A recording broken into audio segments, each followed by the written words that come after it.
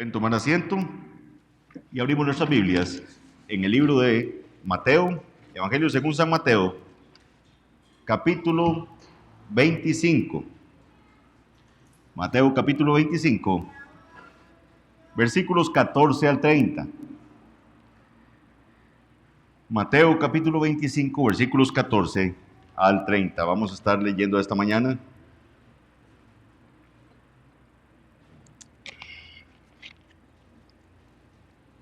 Tenemos la exposición de la denominada parábola de los talentos. Vamos a leer el texto y después vamos a estar haciendo los comentarios respectivos versículo por versículo. Mateo 25, 14 al 30. Dice así la palabra del Señor. Porque el reino de los cielos es como un hombre que yéndose lejos llamó a sus siervos y les entregó sus bienes. A uno dio 5 talentos y a otro 2 y a otro 1. A cada uno conforme a su capacidad, y luego se fue lejos. Y el que había recibido 5 talentos fue y negoció con ellos y ganó otros 5 talentos. Asimismo el que había recibido 2, ganó también otros 2. Pero el que había recibido 1 fue y cavó en la tierra y escondió el dinero de su señor. Después de mucho tiempo vino el señor de aquellos siervos y arregló cuentas con ellos. Y llegando él, el que había, recibido 5 talentos, trajo otros 5 talentos, diciendo: Señor, 5 talentos me entregaste, he aquí tienes, he ganado otros 5 talentos sobre ellos. Y su señor le dijo: Bien, buen siervo y fiel, sobre poco has sido fiel, sobre mucho te pondré, entra en el gozo de tu señor. Llegando también el que había recibido 2 talentos, dijo: Señor, 2 talentos me entregaste, he aquí tienes, he ganado otros 2 talentos sobre ellos. Su señor le dijo: Bien, buen siervo y fiel, sobre poco has sido fiel, sobre mucho te pondré, entra en el gozo de tu señor. Pero llegando también el que había recibido 1 talento, dijo: Señor, te conocía que eres hombre duro, que ciegas donde no sembraste y recoges donde no esparciste, por lo cual tuve miedo y fui y escondí tu talento en la tierra, aquí tienes lo que es tuyo. Respondiendo su señor le dijo: Siervo malo y negligente, sabías que ciego donde no sembré y que recojo donde no esparcí, por tanto debías haber dado mi dinero a los banqueros, y al venir yo hubiera recibido lo que es mío con los intereses. Quitadle pues el talento y dadlo al que tiene 10 talentos, porque el que tiene le será dado y tendrá más, y al que no tiene aún lo que tiene le será quitado. Y al siervo inútil echadle en las tinieblas de afuera, allí será el lloro y el crujir de dientes. Hoy, con cierta nostalgia, concluyo la serie de las parábolas del Señor Jesucristo. Es una serie que empezamos hace más de un año, ¿verdad? Que la iniciamos en Alajuela, propiamente en el localito que teníamos allá, diagonal a Pizza Hut. Iniciamos esta serie y hoy la concluimos más de un año después. El Señor ha sido bondadoso, nos ha dado, ¿verdad?, mucha bendición a través de las enseñanzas de estas parábolas, y hoy tenemos enfrente de nosotros una parábola sumamente dura, una parábola sumamente fuerte en la exhortación que tiene que darnos como hijos de Dios. El sermón de hoy es sobre la parábola de los talentos, para lo cual debemos tener en cuenta que Jesús está enseñando acerca de su segunda venida, tal y como lo hizo en la parábola que estudiamos hace 8 días, la parábola de las 10 vírgenes, que los invito a verla si no la han visto, y se va a complementar muy bien con la predicación de hoy. Esa parábola de las 10 vírgenes precisamente es el contexto de la parábola que estaremos viendo el día de hoy. Todos los que hemos sido salvados por el Señor debemos buscar la gloria de Dios como el objetivo final de nuestras vidas.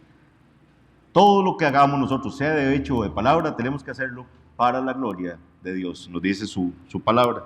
Y solo vamos a poder hacer eso cuando Dios mismo haga el trabajo en nosotros y a través de nosotros.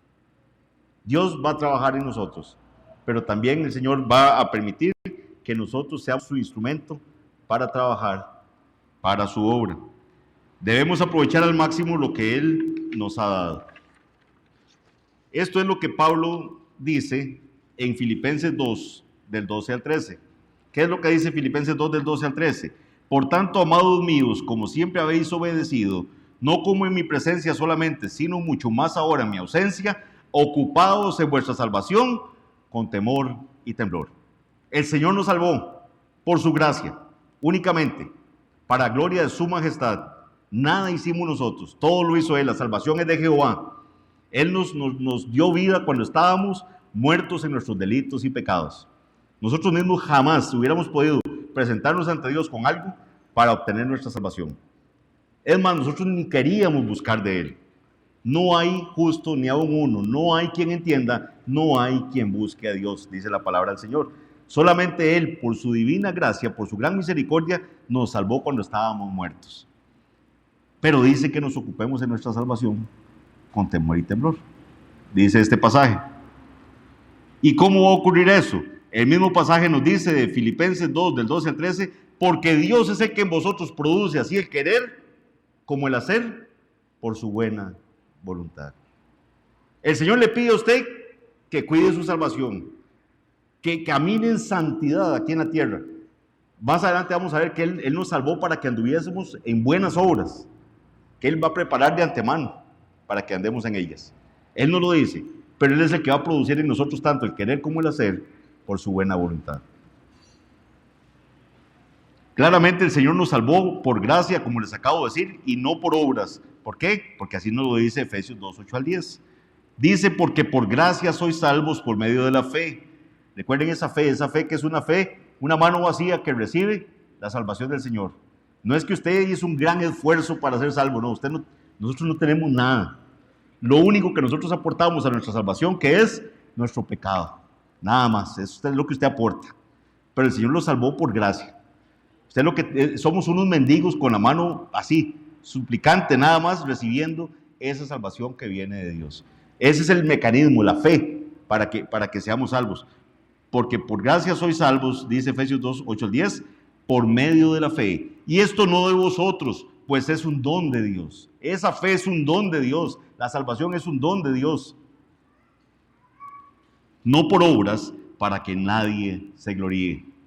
Porque somos hechura suya, creados en Cristo Jesús, ¿para qué? Para buenas obras. Ven, el Señor nos salvó por su gracia. Y una vez que nos une a Cristo, como exponía nuestro hermano Arles en la escuela dominical, que hemos sido creados nuevamente en Cristo, como dice Corintios, vean, nueva criatura es, nueva creación es. Al ser creados nuevamente en Cristo, dice que somos creados en Cristo Jesús para buenas obras, las cuales Dios preparó de antemano para que anduviésemos en ellas. Entonces el Señor no nos salva para quedarnos ahí quedititos. El Señor no nos salva para allá. Usted ya va y se encierra en un monasterio y no hace nada. Y eso es lo que el Señor lo salvó. Lo salvó para que anden buenas obras. ¿Cuáles buenas obras? Las que Él preparó de antemano para que andemos en ellas. ¿Y quién va a poner en usted el querer como el hacer por su buena voluntad? El Señor. Pero le está pidiendo, vaya, hágalas. Tengamos en mente, ¿verdad?, toda esta tensión, ¿verdad?, de argumentos bíblicos, donde Él nos dice, yo lo salvé, es por mi gracia, pero lo salvé para que anden buenas obras. Vaya, haga esas buenas obras. Yo voy a poner en usted el querer como el hacer por su buena voluntad. Solo podemos hacer aquello que Dios ha preparado, pero tenemos que hacerlo. Tenemos que hacerlo, y ese es el llamado de la parábola. No se vale que tengamos cristianos inmóviles, cristianos que no están entendiendo que el Señor los salvó para buenas obras, para que trabajen para el reino de los cielos. Y esta acción es la que Jesús enseña con la parábola que vamos a predicar esta mañana. Debemos aprovechar al máximo las oportunidades, las responsabilidades y dones que el Señor nos ha dado. Veremos claramente este mensaje a medida que vamos avanzando en la parábola, versículo por versículo. Así que mantenga su Biblia abierta en Mateo capítulo 25 y vamos a ir viendo versículo por versículo de esta parábola. Así la vamos a desarrollar. ¿Qué dice el versículo 14? Porque el reino de los cielos es como un hombre que yéndose lejos llamó a sus siervos y les entregó sus bienes. Jesús está exponiendo otra parábola sobre el mismo tema que vimos la semana pasada, es decir, cómo es el reino de los cielos de cara a la segunda venida de nuestro Señor Jesucristo. Eso es lo que va a estar exponiendo esa parábola. ¿Recuerdan qué pasó con las vírgenes? Estaban convidadas a esa boda. Estaban las 10 vírgenes ahí esperando. Se tardó el novio, todas cabecearon, unas estaban preparadas y las otras no. Eso es lo que vimos la semana pasada. Entonces, la semana pasada fuimos exhortados de que tenemos que estar preparados para la venida de nuestro Señor Jesucristo. Tenemos que estar alertas, tenemos que velar, como dice el Señor en su palabra. Eso vimos. Y esta parábola de hoy nos va a enseñar cómo es que vamos a estar alertas, cómo es que estamos preparados, cómo es que los cristianos estamos velando durante ese tiempo. Recuerden que las 10 cabecearon. ¿Qué pasaba con eso? Que en lo cotidiano de la vida va a haber cansancio, va a haber que trabajar, va a haber que dormir, ¿verdad? Las 10 cabecearon y eso no era nada negativo en la parábola. Las 10 se durmieron, pero cuando se despertaron con el clamor de que venía el novio, solo 5 de ellas estaban preparadas para ese regreso del novio. Ese regreso que nos dice la parábola que el novio se tardó. Ya venía advirtiendo de que iba a haber a nuestros ojos una demora en la llegada de ese novio. ¿Okay? Todo eso es bien importante que lo tengamos en mente. Por lo tanto, el hombre que viaja lejos y entrega sus bienes bajo la mayordomía de sus siervos, claramente va a representar a nuestro Señor Jesucristo. Como el novio representaba a Jesucristo en esa parábola de las 10 vírgenes, este amo que se va lejos y que va a entregar los bienes a sus siervos, representa también al Señor Jesucristo. Versículo 15. A uno dio 5 talentos, y a otro 2, y a otro 1. A cada uno conforme a su capacidad, y luego se fue lejos, dice el texto. Aquí vamos a destacar 3 cosas de este versículo. Primero, aclarar qué es un talento. ¿A qué talento se está refiriendo la parábola? Porque nosotros leemos la parábola de los talentos. Entonces, entendamos aquí que en la parábola, tal cual la está contando Jesús, el talento es una unidad de dinero. Es una unidad de medida, digamos, de una cantidad de dinero. Y les digo de antemano que es una suma muy grande. Y eso es algo que a veces no tenemos en cuenta. Esta suma que se está hablando en talentos es una suma muy grande. Un talento equivalía a 6,000 días de salario de un jornalero. Solo un talento equivalía a 6,000 días de salario de un jornalero, aproximadamente unos 20 años de trabajo. Eso es lo que le estaba dando al que menos le dio. Un talento equivalía a 6,000 días de salario. Por lo que el hombre que recibió 5 talentos recibió una suma enorme. Si un talento equivale a 6,000 días de salario, que son 20 años, ¿cuánto recibió el que recibió 5? A los que les gustan las matemáticas, ¿verdad? 100 años de salario adelantado. Le dio ahí para que trabajara. Eso recibió el de 5. No obstante, tenemos que entender que el hombre que recibió solo un talento también tenía una cantidad bastante grande. ¿Ok?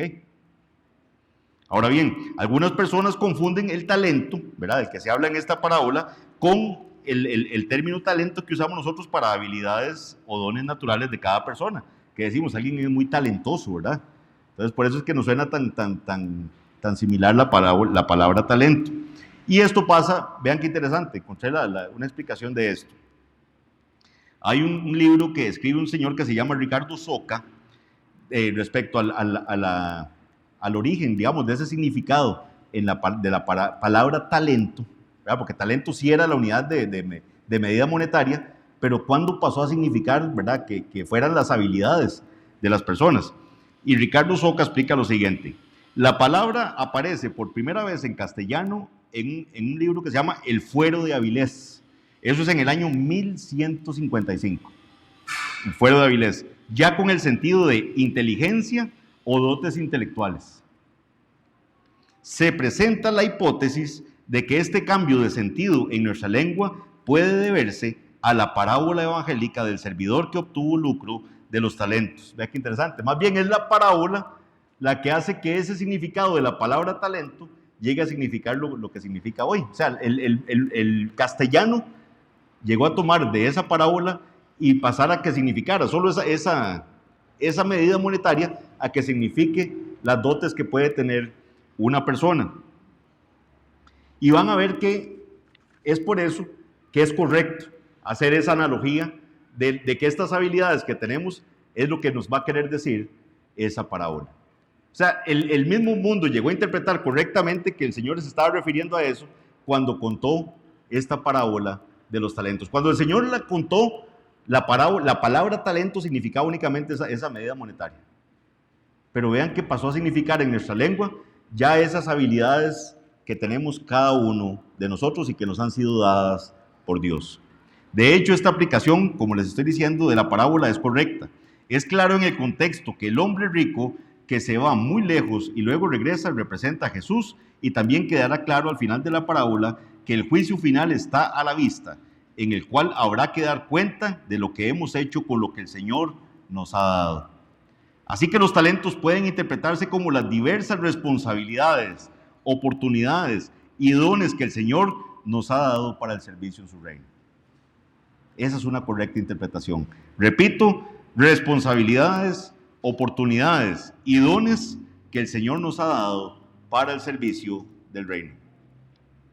Ahora notaremos mejor que Jesús utilizó sumas grandes, como los talentos, para referirse a los dones que Él nos da. Claramente le estaba enfatizando cuánto debemos valorar esos dones. O sea, cuando el Señor le da, aunque sea poquito, es un montón. Si a usted le dio un talento, es un montón. Es un montón. O sea, usted no puede pretender que el Señor le dio a usted casi nada. En esta parábola, el que menos le dio un talento, y ya eso era una suma muy grande de dinero. Así que los talentos pueden interpretarse, como les digo, repito, oportunidades, dones, responsabilidades que el Señor nos ha dado para su servicio. Segundo lugar, debemos ver cómo el amo da diferentes cantidades a cada siervo. Vean que a uno le dio 5, a otro le da 2 y a otro le da 1 talento. ¿Cómo se los da? A cada uno conforme a su capacidad. El amo no espera de ninguno de estos sirvientes más de lo que debería dar. Él les da diferente, sabiendo que todos tenemos capacidades diferentes. Pero les vuelvo a recalcar que el siervo con un solo talento todavía tenía mucho. Puede ser que tuviera menos que los otros 2 sirvientes, pero lo que tenía seguía siendo mucho. Tercer lugar, tal y como resulta del contexto, la afirmación de que luego se fue lejos debe representar la partida de Jesús de esta tierra. Entonces, el periodo en el que los siervos deben trabajar con los talentos representa el periodo en el que debemos estar preparados mientras esperamos el regreso de Cristo. El Señor les da los talentos y se va. Y trabajen, para que cuando Él regresara tuviera lo que era de Él y ganancia de aquello que les había dejado. ¿Qué tenían que hacer estos siervos? Trabajar esperando ese regreso de su Señor.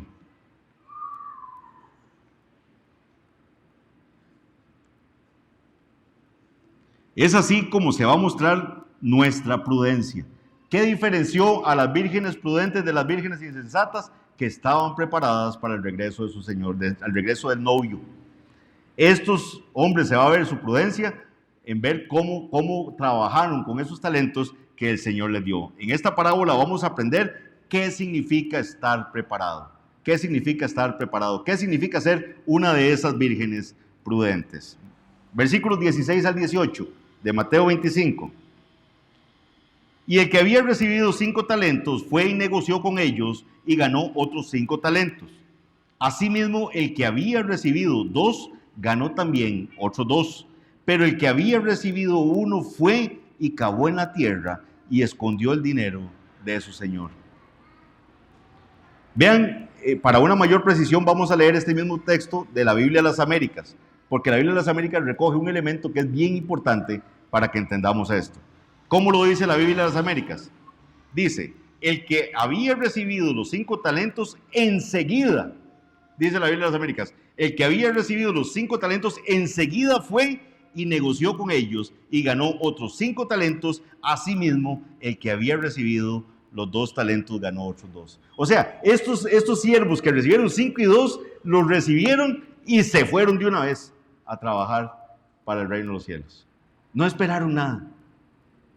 El Señor les da los talentos y ellos con gran emoción, con gran regocijo los toman y se van de una vez a ver qué hacen para ganar más dinero para su amo. Esto le da un especial énfasis a que los siervos que recibieron 5 y 2 talentos se ocuparon con esos talentos de inmediato. De inmediato. Su fidelidad se ve no solo en las ganancias que obtuvieron, sino también en su entusiasmo por ponerse a trabajar. Inmediatamente comerciaron con ellos. Una persona que ha sido salvada por el Señor, una persona que ha sido rescatada de esa muerte espiritual, de ese fango en el que estaba, y el Señor lo salva, va a estar en un nivel de agradecimiento a su Señor que lo salvó, que él quiere trabajar por el Señor, que anhela trabajar por el Señor, como dice el himno que estábamos cantando ahora. Estos siervos inmediatamente tomaron eso que el Señor les dio y lo querían poner al servicio de su amo. Esto es muy importante, mis hermanos. Esta parábola nos va a estar exhortando constantemente a estar pensando cómo estoy yo en comparación a esos siervos. ¿Estoy yo con ese entusiasmo? ¿Estoy yo con esas ganas de trabajar por el Señor, de entenderle que el Señor me salvó y entonces yo quiero ver cómo sirvo a mi Señor? Estar consciente que aunque sea un talento, el Señor me dio. Y si me dio ese talento es mucho, es un montón. ¿Qué estoy haciendo con él? En contraste, el siervo que tenía un solo talento no quiso arriesgar nada. No se la jugó. No quiso arriesgar nada. Así que escondió su talento en la tierra. Por supuesto, al enterrar su talento, este siervo no pudo hacer nada con él. Se abstuvo de cualquier oportunidad de obtener un beneficio para su amo o en última instancia una recompensa para él mismo. Los esclavos de Dios, porque esa es la palabra que se usa para siervos ahí, doulos, ¿verdad? Que es esclavos. Ese esclavo que quería estar, ¿verdad? Al servicio de su amo. Somos esclavos de nuestro Señor. Los esclavos de Dios que tienen un corazón para Dios y su reino, verán el privilegio que tienen. Aprovecharán sus oportunidades y servirán a Dios al máximo de sus capacidades. Aquellos que no tienen una preocupación real de estar preparados para la llegada del Rey, no harán nada con sus oportunidades. Aquel que ha sido salvado por Cristo va a querer estar trabajando incesantemente hasta la llegada de su Señor. No sabemos cuándo viene, pero que cuando venga me encuentre trabajando. Su propia seguridad y tranquilidad van a ser más importantes para ellos que trabajar para estar preparados. Yo así estoy bien, estoy tranquilo. Ahorita las cosas, mientras menos me meta, menos me complico. Eso fue lo que hizo el siervo inútil. Eso fue lo que hizo el siervo negligente. Escondió su talento y ahorita vamos a ver qué fue lo que lo motivó a eso. Lamentablemente esto sucede mucho en nuestras iglesias. Las personas que consideran que sus talentos y oportunidades son muy escasos son las que más se sienten tentadas a no hacer nada en absoluto. ¿Qué dice mucha gente? Es que yo soy muy poquito lo que puedo hacer. Yo no, ¿en qué voy a servir yo? Es muy poquito. Lo que yo haga o no haga no va a marcar ninguna diferencia en la iglesia. Ese es otro argumento de la gente. Insisto, por el bien de sus almas, vayamos meditando todos. Vamos echando para nuestro saco. ¿Estamos haciendo en este momento todo lo que podemos? ¿Estamos haciendo todo lo que podemos? ¿Está usted haciendo algo en la obra del Señor? Aunque no pueda hacer mucho usted solo, pero sí puede unirse a otros y hacer mucho. Yo no soy muy dado a esos videos motivacionales, ¿verdad? Que mandan de los trabajos y todo, pero me gustó mucho uno que mandaron de una faulita donde habían unas hormiguitas, ¿verdad? No sé si ustedes le han llegado, que están ahí y se les enfrenta un oso hormiguero, entonces empieza a jalar a una, pero entre todas la agarran y ya después se hacen una sola bola todas y le tapan la boca al oso hormiguero. Entonces, ¿qué es lo que quería decir el videito? Que hay veces el esfuerzo de uno es muy pequeño, pero ese uno sumado a todo el resto es un montón de esfuerzo, es un montón de cosas que podemos lograr, y la iglesia es un cuerpo.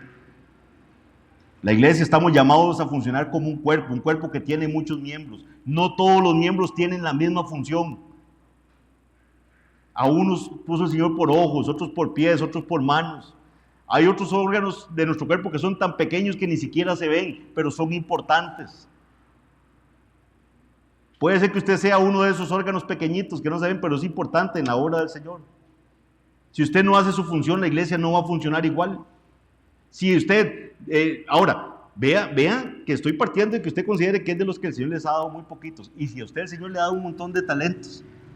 O sea, si usted se pone a analizar hoy y decir, Señor, ¿cuánto me has dado? ¿Cuántos privilegios me has dado y no los he puesto al servicio tuyo?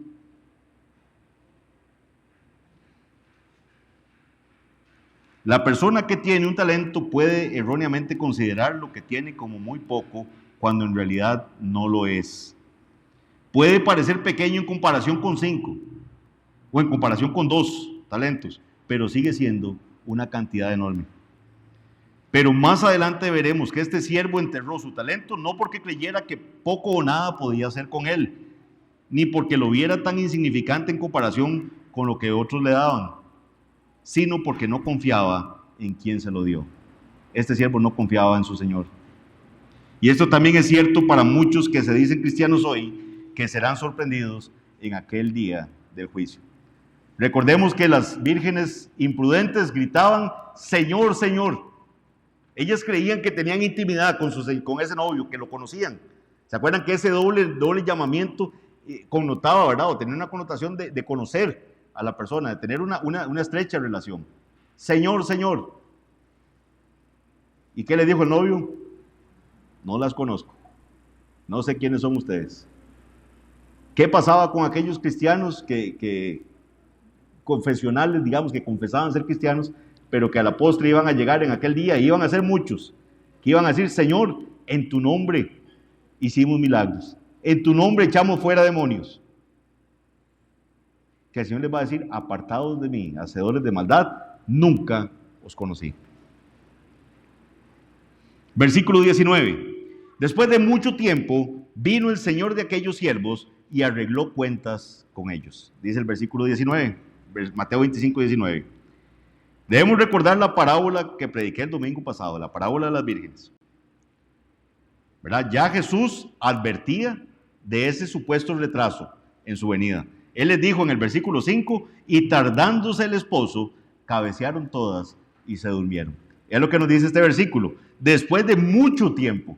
¿Ven? O sea, la percepción de nosotros va a ser que la venida de Cristo tarda mucho. Eso es lo que el Señor nos advierte en su palabra. Dice, después de mucho tiempo vino el Señor de aquellos siervos. ¿Y a qué vino ese Señor?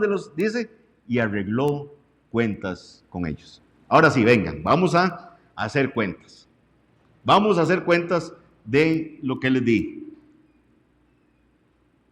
Esta parábola, Jesús también dice que el hombre viaja lejos y regresa después de mucho tiempo. Aunque Jesús ha afirmado 2 veces que no sabemos ni el día ni la hora de su regreso, esto en el capítulo 24, versículo 36, y en el 25, 13, no podemos pasar por alto la forma en que prepara a sus seguidores para una supuesta demora. O sea, ¿por qué digo supuesta? Porque él tiene los planes dispuestos. Él sabe, ¿verdad? Dios sabe cuál es el día. Pero para nuestra percepción humana va a haber una demora. Eso es lo que el Señor le está preparando. Y esta es una de las razones por las que tantos siglos después no nos sorprende que todavía el Señor no ha regresado. Tenemos que ver con especial cuidado que el énfasis en el regreso del Señor Jesús de los siervos es para arreglar cuentas. Ese Señor viene a arreglar cuentas con sus siervos. Esto representa el regreso de Jesús para juzgar en el futuro. El punto que debemos enfatizar aquí es que por mucho tiempo que nos parezca que el Señor está ausente, no debemos pensar que el juicio demorado es un juicio olvidado. Esa es una frase que quiero que se les quede grabada. No podemos pensar que el juicio demorado es un juicio olvidado. El juicio va a venir. El Señor nos pedirá cuentas.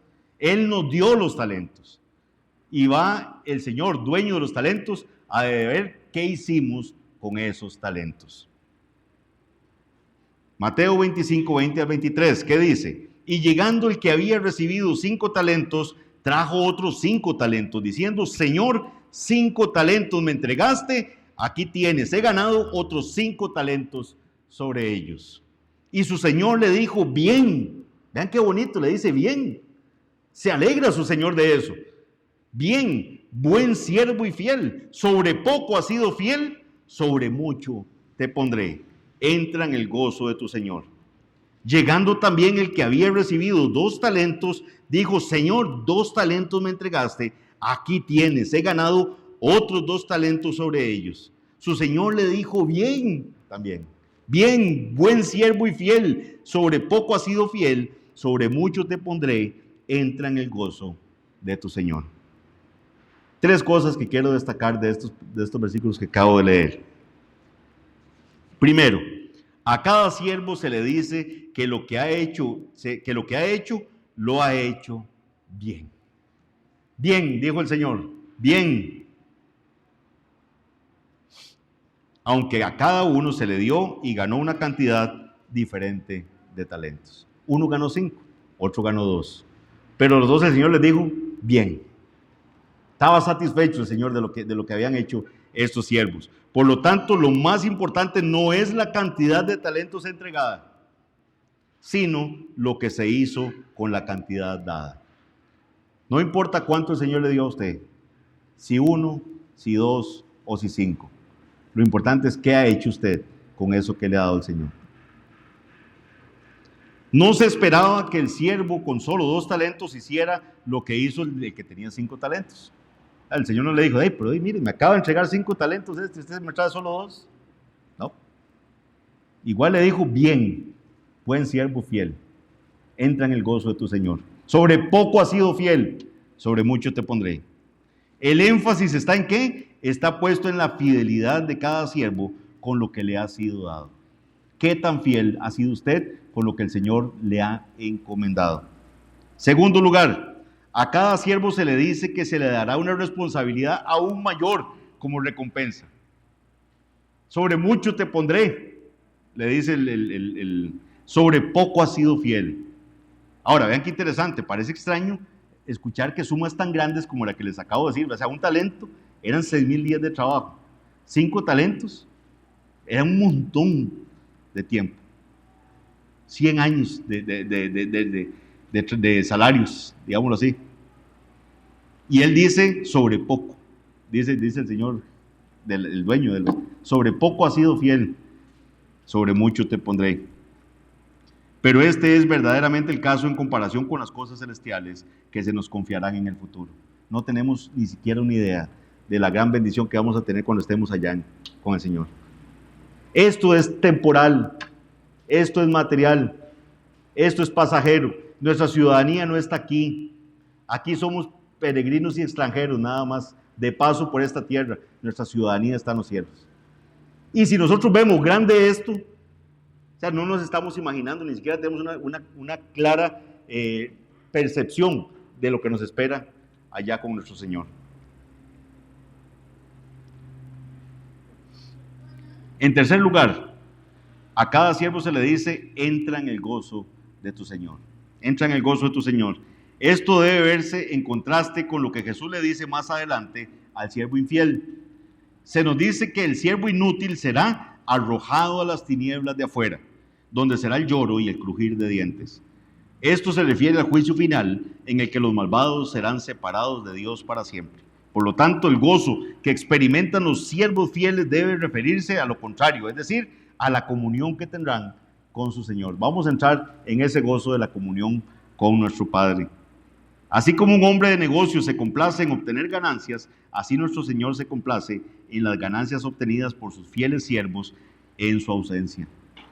Y parte de la recompensa que recibe el esclavo es el gozo de su Señor. Mis hermanos y amigos, quiera el Señor que aquí, en la Iglesia Bautista Reformada de La Juela, siempre busquemos como nuestro mayor gozo cualquier cosa que le traiga alegría a nuestro Señor. ¿Qué vimos en días pasados que le causa gran alegría a nuestro Señor? La salvación de pecadores. Cuando ese pastor encuentra la oveja perdida, la pone sobre sus hombros, la lleva cargando sobre sus hombros, la presenta a sus amigos y les dice, vean, aquí traigo la oveja perdida, y hace fiesta y se goza con todos. Que eso también sea nuestro gozo. Que el saber que a nuestro Señor le causa gozo eso y a los ángeles en el cielo también nos mueva a ir a predicar el Evangelio y traer más pecadores. ¿Qué nos impide invitar a nuestros familiares aquí un domingo para que vengan a oír el Evangelio? Vergüenza. Mis hermanos, debemos demostrar más amor por esos pecadores. Se están yendo al infierno. Si no oyen el Evangelio, se van a ir al infierno. Nada le cuesta a usted decirle, venga, escuche el Evangelio. Venga. O usted mismo predíquele el Evangelio. Pero si le está costando predicarle o le falta todavía afinar algunos puntitos, tráigalo que venga y escuche el Evangelio. ¿Qué puede pasar? Que se enoje. Spurgeon decía, tenía una frase algo así, la parafraseo porque no me acuerdo cómo era literalmente, pero él decía que si un pecador se va a ir al infierno, que por lo menos ese pecador se va a ir al infierno, pero que yo me le agarré a los pies todo lo que pude para tratar de que no fuera al infierno. ¿Qué tanto su familia está sintiéndolo usted ahí agarrado de los pies para que no se vayan al infierno? ¿O usted está dejándolos así? Como hablábamos de los niveles de verdad, de cuál es mi relación con los pecadores. Los odio, no me importan los pecadores que se vayan al infierno, se lo merecen. O me son indiferentes, ni me fu ni me fa, no es conmigo. El Señor me salvó a mí, de que lo salve a ellos. O estoy yo abierto ahí, y si quieren venir a hablar conmigo, aquí estoy. Que me busquen, ¿qué soy? O finalmente soy de los que van a buscar al pecador para traerlo a que escuche la palabra del Señor. Eso le causa gran gozo al Señor. Que se salve un pecador, que el Señor salve un pecador, verlo aquí entrar y saber que era una criatura que estaba caída ahí, muerta a sus delitos y pecados, y venga y diga, el Señor me salvó. Qué bendición, porque pude oír la predicación de la palabra de Dios y el Señor me salvó. Y eso entramos en el gozo de nuestro Señor.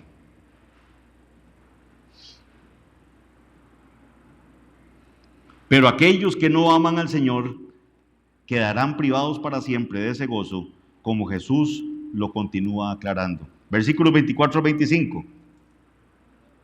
Tiempo se va volando. Versículos 24 al 25. Pero llegando también el que había recibido un talento, dijo, Señor, te conocía que eres hombre duro, que ciegas donde no sembraste y recoges donde no esparciste. Por lo cual tuve miedo y fui y escondí tu talento en la tierra. Aquí tienes lo que es tuyo. El verdadero problema con el tercer siervo es que él simplemente no ama a su Señor. Él no ama a su Señor. Él describió a su amo como un hombre duro. Como un hombre duro. La palabra que se traduce como duro, en el original también puede significar desagradable. Y en este contexto tiene una connotación de estricto, despiadado o demasiado exigente. Mis hermanos, hay gente que siente el cristianismo como algo muy pesado, que siente el cristianismo como algo muy duro, que ven a Dios como que me está exigiendo y no han entendido de dónde lo salvó el Señor. Y ese que ha entendido de dónde lo salvó el Señor está como esa mujer que leíamos, pecadora, ahora por la providencia del Señor, en la lectura continuada del Evangelio, según San Lucas. Tardó en ver los pies del Señor y no paraba de llorar. Y le limpia los pies con sus lágrimas y le seca con sus cabellos. Y el Señor le dice que mucho se le perdona, mucho ama. Solo un creyente que ama al Señor puede entender que Jesús haya dicho que su yugo es fácil. Venid a mí los que estáis trabajados y cargados y yo os haré descansar. Llevad mi yugo, porque mi yugo es fácil, decía Jesús, y ligera mi carga. ¿A cuánto se les hace pesado el cristianismo? ¿A cuánto se les hace pesado estar un domingo aquí? ¿A cuánto se les hace pesado estar no solo un domingo aquí en la mañana, sino venir también en la tarde? Mis hermanos, toda esta exhortación es con el mayor amor del mundo. Se lo digo de verdad de todo corazón. Pero si la parábola dice eso, no voy a decir menos de lo que está diciendo esta parábola. Ni se las voy a poner suavecita. Porque Jesús quería exactamente que meditáramos en qué estamos haciendo con lo que Él nos ha dado. Eres un hombre duro, le dijo este último. Demasiado exigente. También vemos que el siervo aparentemente le molestaba la forma en que su amo se beneficiaba. ¿Por qué? Porque lo hacía con el servicio de los demás. ¿Qué es lo que le dice este siervo? Le dice, usted ciega donde no sembró y recoge donde no esparció. O sea, usted no hizo el esfuerzo y quiere obtener ganancias de eso. No estaba viendo bien el método que tenía el Señor. Él le dio su dinero a los, ahora sí, vaya, hagan. Y eso lo vio malo. El siervo no estaba dispuesto a que el amo se beneficiara de él como se había beneficiado de los demás. Pero olvidó que el talento le pertenecía al maestro y que por lo tanto cualquier pérdida sería suya y cualquier ganancia también le pertenecería. También este sirviente dijo que tenía miedo. Tuve miedo y hice un hueco y eché el dinero ahí en la tierra. Aparentemente tuvo miedo de no cumplir con las expectativas del amo y dio esto como la razón principal para haber escondido el dinero. Todos estos argumentos del siervo negligente equivalen a excusas que culpan al amo por el miedo y la falta de fidelidad del propio siervo. O sea, Señor, yo hice eso porque yo sé que usted es una persona dura. O sea, yo sé que usted es una persona que recoge donde no esparció. Yo sé que entonces por eso es que a mí me dio miedo. Yo hice un huequito y ahí eché el dinero. Aquí está. El mismo que usted me dio, aquí está. Pero hay que recordar que el amo dejó el talento al siervo porque sabía que el siervo tenía la capacidad de hacer algo provechoso con él. Recuerden que él repartió conforme a sus capacidades. Por lo tanto, no hay excusa. Versículos 26 al 27, siempre en Mateo 25.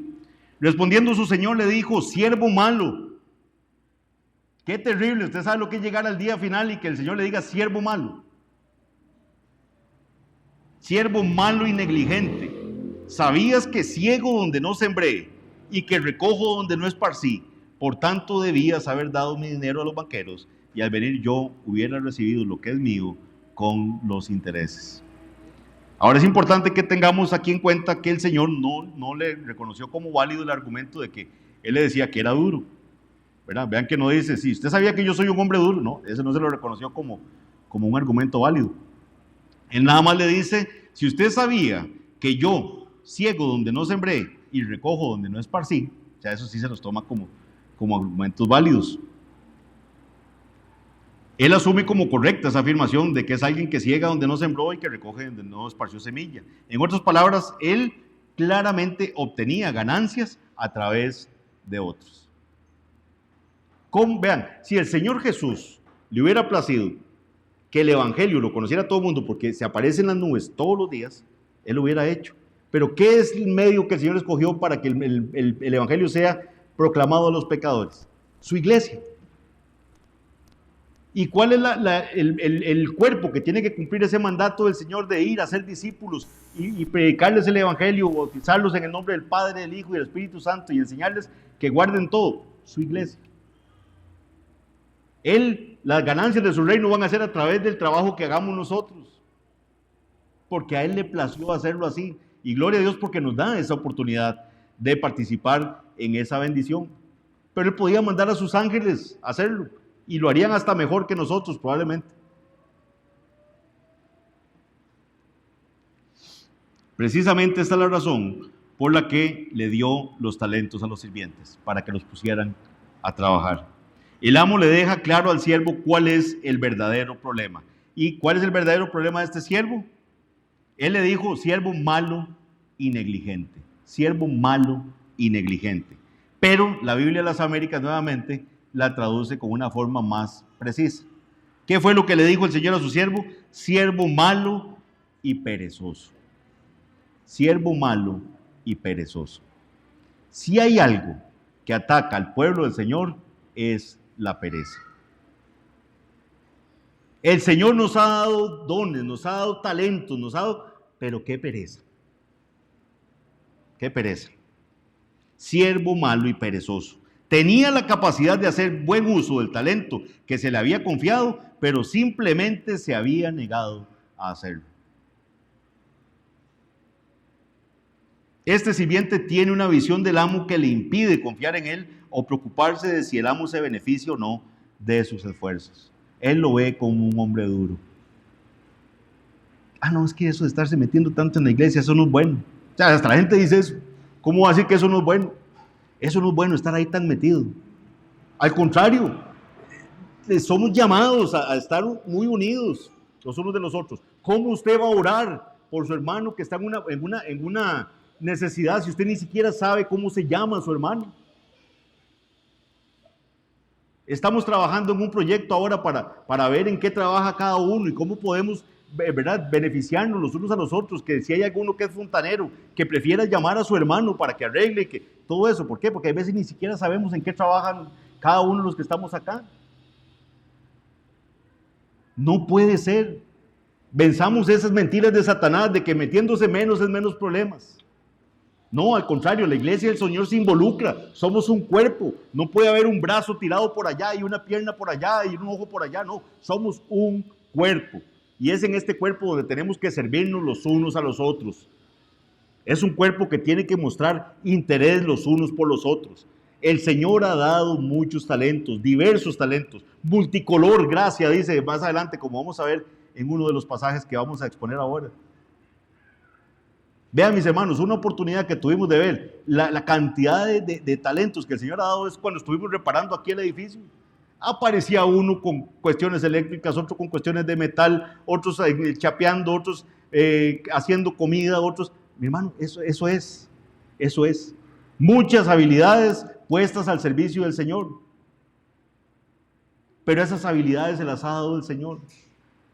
Y el Señor le va a pedir cuentas algún día. Y si el Señor le dio mucho, asústese más, porque usted puede decir, me dio el Señor la posibilidad de tener este conocimiento, de tener esto, me ha dado esto, ¿y qué estoy haciendo yo por el Señor en este momento? Mateo 25, 28, 29, que dice, quitadle pues el talento y dadlo al que tiene 10 talentos. O sea, al siervo negligente que devolvió el talento que le habían dado, se lo quitaron. Se lo quitó el Señor, le dijo, déselo al que tiene 10. Porque al que tiene, le será dado y tendrá más. Y el que no tiene, aún lo que tiene, le será quitado. Ya nosotros habíamos visto esa frase, ¿se acuerdan? Al inicio de la explicación de las parábolas. Si mal no recuerdo, fue en la clase introductoria, hace más de un año. Eso lo vimos en Mateo 13, del 10 al 13. Leo para ustedes. Esto era un principio del reino de los cielos. Dice, entonces acercándose a los discípulos le dijeron, ¿por qué les hablas en parábolas? ¿Se acuerdan que estaba todo este tema de que la gente cree que el Señor Jesús hablaba en parábolas para que fuera fácil y poner un ejemplito y que con ejemplitos la gente entiende más? No, ese no era el propósito de las parábolas. Todo lo contrario. Había un juicio implícito en el hecho de que el Señor le hablara por parábolas al pueblo. ¿Qué dice Mateo 13:10? Entonces acercándose a los discípulos le dijeron, ¿por qué les hablas por parábolas? Él respondiendo les dijo, porque a vosotros os es dado saber los misterios del reino de los cielos. A ustedes sí les ha sido dado esa bendición. A ustedes les es dado saber los misterios del reino de los cielos, mas a ellos no les es dado. Porque a cualquiera que tiene, se le dará y tendrá más. Ven, lo mismo. Pero al que no tiene, aún lo que tiene, le será quitado. Por eso les hablo por parábolas, porque viendo no ven y oyendo no oyen, ni entienden. ¿Cómo lo pone Marcos? Para que lo entendamos aún más fácil, para que viendo, vean y no perciban. Ese es el juicio. Creen que están viendo algo, pero no están entendiendo lo que está pasando ahí con esa parábola. Muchos se iban sin entender el significado de lo que el Señor les acababa de exponer. Para que viendo vean y no perciban, y oyendo oigan y no entiendan, para que no se conviertan y les sean perdonados los pecados.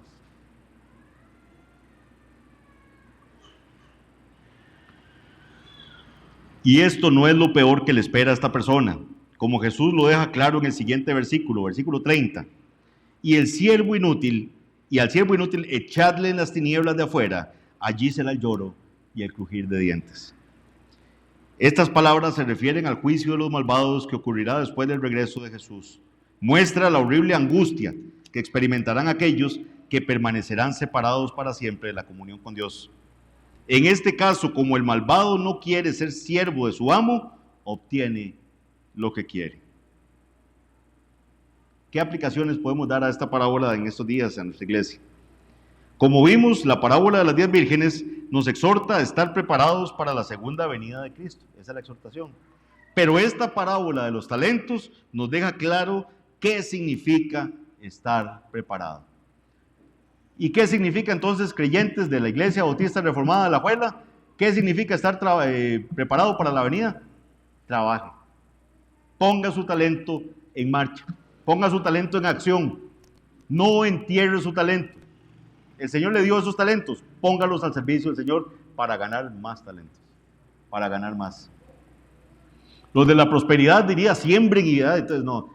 Aquí se incluye. Si el Señor nos ha dado la bendición monetaria, póngala al servicio del Señor y verá cómo el Señor también le bendice. Pero el Señor nos ha dado más que eso.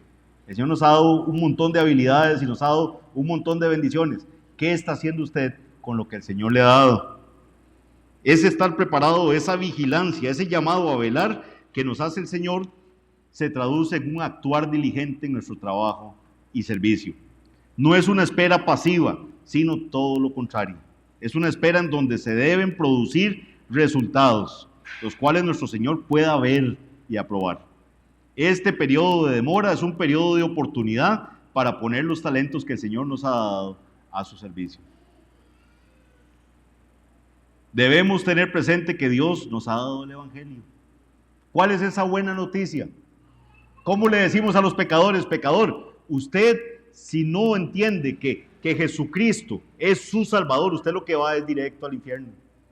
¿Por qué? Porque usted, pecador, no tiene nada que ofrecer para su salvación. Usted no tiene nada que decirle al Señor, aquí está, esto me hace justo delante de usted, Señor. Nuestras justicias ante Él son como trapos de inmundicia. Únicamente la vida de Jesucristo, vivida en plena santidad, en total rectitud ante la ley, y su muerte sustitutiva, esa muerte donde Dios carga sobre Él el pecado de nosotros, eso es lo único que nos permite a nosotros ser salvos. El creer que mi Rey murió por mí. El creer que Él pagó lo que yo tenía que pagar. El creer que Él vivió la vida que yo tenía que vivir. Sus justicias son las que son contadas a mi favor para la salvación. Esa buena noticia se la estamos contando a la gente. Se la estamos diciendo a los pecadores. Él nos da muchas oportunidades para compartir ese evangelio. Usted va a reuniones familiares. Usted ve amigos. Usted ve compañeros en su trabajo. ¿Cómo estamos aprovechando esas oportunidades para compartir el evangelio? Él nos da a cada uno de nosotros dones para que los usemos para el reino. ¿Ya usted ha estado pensando cuál será su don? ¿Qué le ha dado el Señor? Si usted no logra identificar qué le ha dado el Señor, o usted cree que el Señor no le ha dado nada, creo que estaba orando muy poco a su Señor. ¿Cuánto le ha dado el Señor? Póngase a pensar, ¿cuánto me ha dado el Señor a mí? Ahora, todo eso que me ha dado a mí, lo estoy poniendo al servicio del Señor. Él nos ha dado a cada uno de nosotros ciertas responsabilidades para ayudar en el avance del reino. ¿Estamos tomando en serio esas responsabilidades? Porque todos vamos a ser juzgados respecto de nuestra fidelidad con lo que Dios nos ha dado. Ese amo va a venir a pedir cuentas. ¿Y usted qué va a decir? Señor, sí, yo sé que usted me dio esto, pero es que yo sé que usted era muy duro. ¿Verdad? Yo sé que, y a mí me dio miedo. En esta parábola Jesucristo nos enseña que Él regresará y por tanto debemos velar y no ser sorprendidos en aquel día. ¿Qué dice 1 Juan 2:28? Y ahora, hijitos, permaneced en Él, para que cuando se manifieste, o sea, cuando venga Cristo, tengamos confianza, para que en su venida no nos alejemos de Él avergonzados. Por tanto, debemos velar, siendo sobrios en nuestra manera de vivir, cuidando nuestra vida espiritual y desarrollando con responsabilidad los dones y habilidades que nuestro Señor nos ha dado para engrandecer su reino y ayudar a nuestros hermanos en la fe. El conocimiento del reino de Dios y de la salvación trae consigo una gran responsabilidad. El Señor le ha salvado enteramente por gracia, pero Él le pone una gran responsabilidad a usted. Lo salvó para que ande en buenas obras. Y esas buenas obras Él las preparó de antemano para que usted ande en ellas.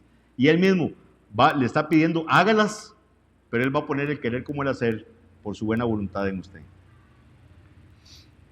Concluyo leyendo 1 Pedro 4 del 10 al 11 que dice, según cada uno ha recibido un don especial, porque todos hemos recibido un don especial. Aquí Pedro lo da por un hecho. Según cada uno ha recibido un don especial, úselo sirviéndoos los unos a los otros como buenos administradores de la multiforme gracia de Dios.